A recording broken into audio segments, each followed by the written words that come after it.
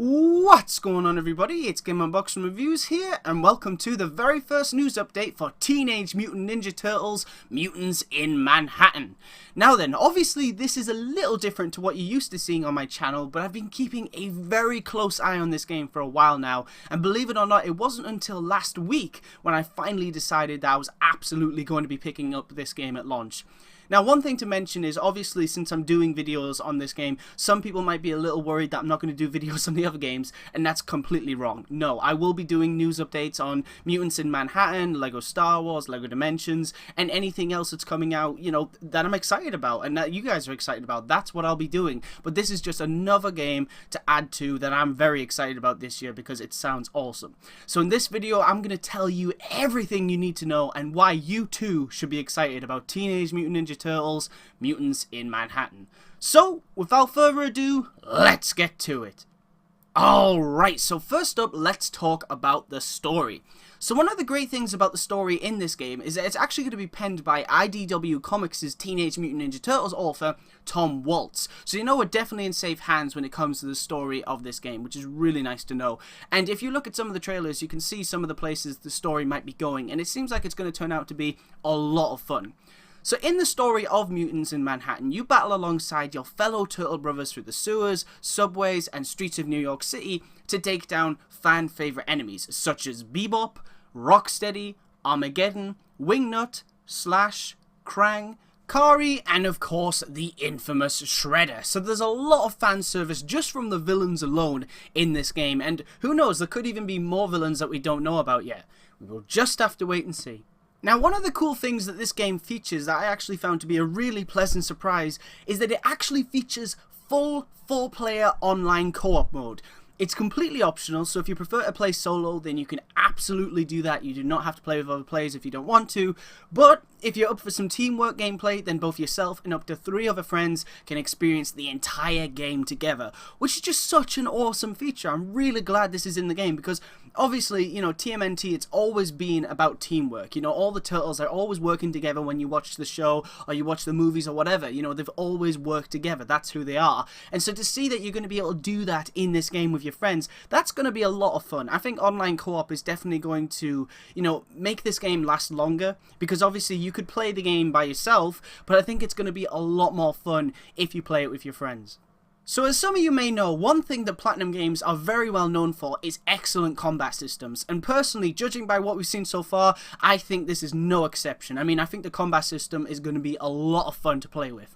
So in this game, each turtle has their own playstyle, abilities, and game progression paths. Raph has the Super Sumo Lap, Invincibility, Slash Roll, and Combo Attack. Leo has the Shockwave, Turtle Time, Healing Circle, and Combo Attack. Donnie has the UFO Attack, Pizza Power, Barrier, and Combo Attack. And Mikey has the Home Run Swing, Cheerleader, Ninja Dropkick, and Combo Attack. Now then, we don't know much about the other turtles' combo attacks, but one thing that we do know is that Mikey's causes all of the turtles and enemies to dance, which personally I think is a pretty funny addition to the game, and it really does suit Mikey's personality.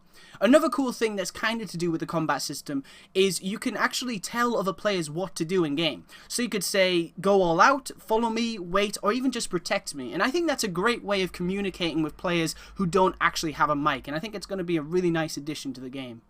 So one of the things that really sold me on this game was the new gameplay footage. It showed us that this really isn't like any other previous TMNT game that has come before it, and that especially goes for both the level design and traversal. Now this game actually features very wide open areas, which from the look of it, you're completely free to explore. We've only seen one level so far, and that is actually set in New York City, but personally, I think it looks awesome. I mean, I could see myself spending a lot of time just wandering around this area alone, because it just looks so cool. Now sadly, there's no pedestrians or anything like that walking around the streets, but there's plenty of Foot Clan soldiers to fight, collectibles to find, vehicles parked in the streets, a skate park, a bank, urban basketball court, and lots of rooftops to jump around on, which of course brings me to my next point, which is traversal. So with this game, Platinum wanted to allow the player to feel more like a ninja. And obviously, when you play a Ninja Turtles game, that's what you want to be able to do. You know, you want to be able to jump around rooftops and all that kind of stuff. Because in previous games, you know, it was kind of just stages. You play the game, you'd fight the enemies, you'd move on to the next stage, and the next stage, and the next stage, and that's all you did. This time round, they're giving you a lot more freedom in where you don't really have to rush through the level. You know, you don't have to go fight that guy. You could jump on that rooftop or climb that railing or something like that. That's completely up to you how you want to play, and I'm very excited about this.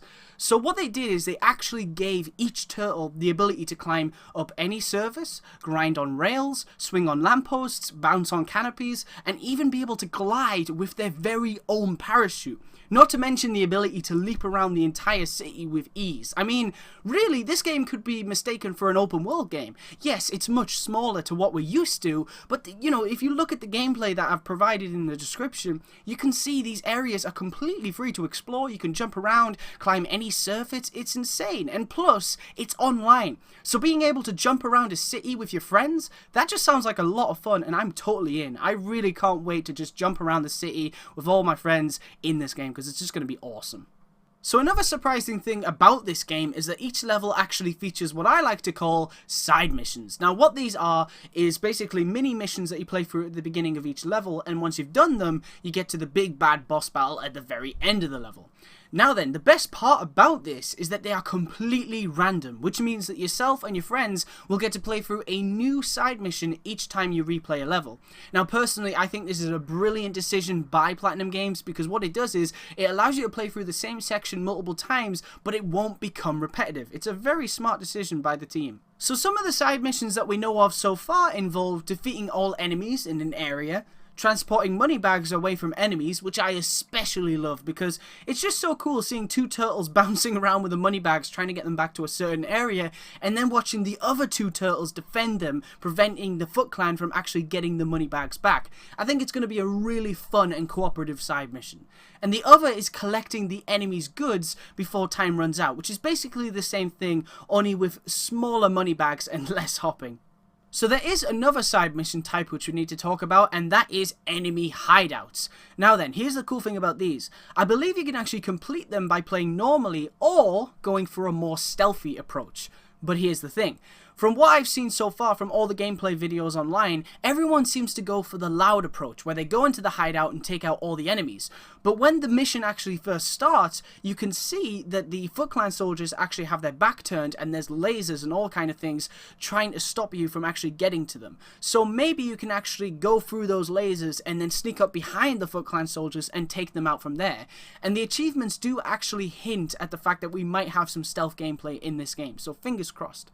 Now, the enemy hideouts are actually found by using the T-Glass. What is the T-Glass? Well, it is augmented reality headsets that allow each turtle to scan their surroundings, while April O'Neil gives them hints, tips, and tells them what to do to proceed through the mission.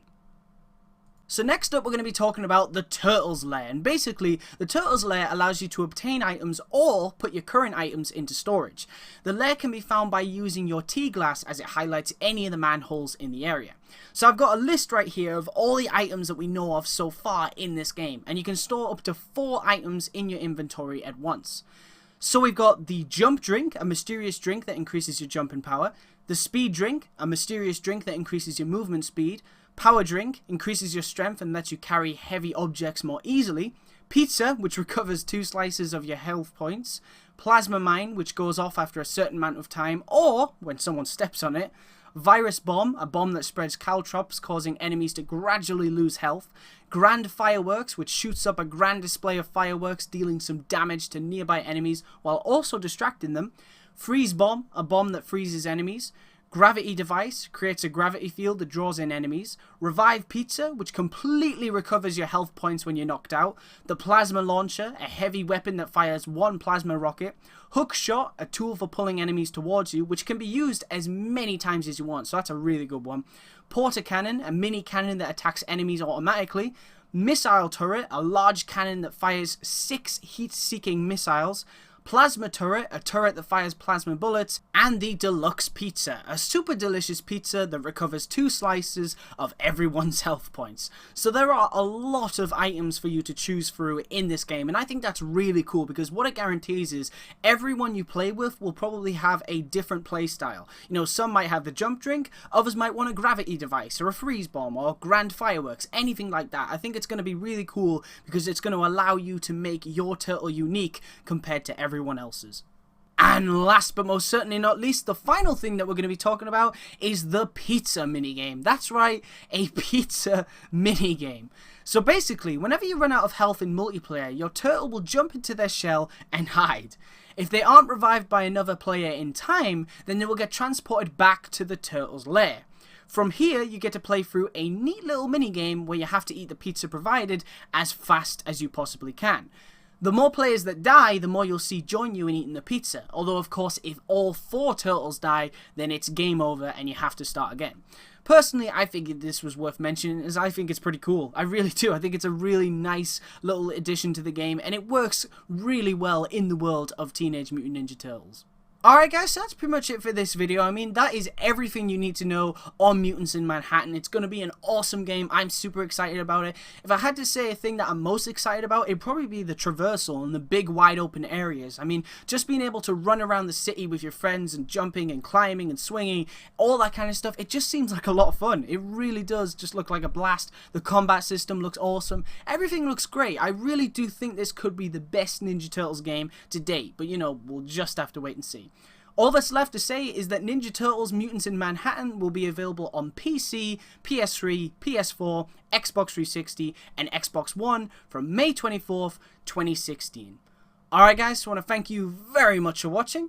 Stay tuned for lots more videos real soon, and as always, please remember to like, comment, and subscribe.